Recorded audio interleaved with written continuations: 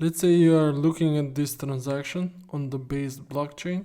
You're looking around this transaction, you want to understand what's happening here. This is the transaction hash. Then we have some person. This is the from address that is interacting with some contract. But we want to really see what's happening. How can we do this? We can scroll down here. We can see in input data.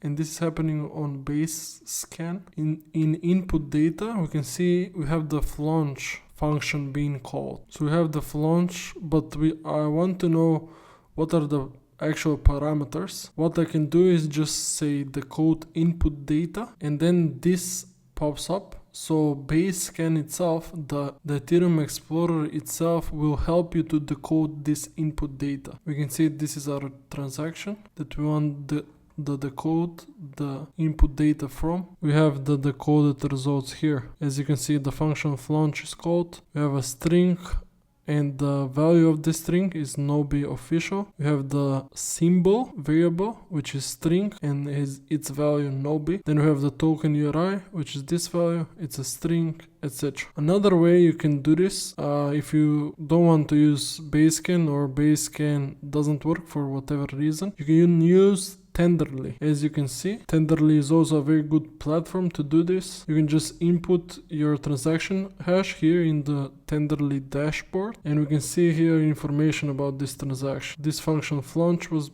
being called. You have the output here. The input is in JSON format. You have the flaunch params, which is a struct. This struct has key value pairs. It has the name, which is jackpot, symbol. The pre-mined amount is this amount actually, and this is very helpful for you to understand what's happening in a transaction.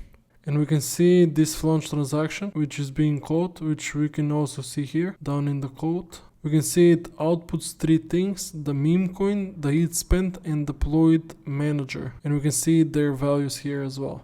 So this is a really easy way for you to decode the data of a transaction without using any Foundry or any other tool. You can just come in the web browser, input the transaction, and see for yourself.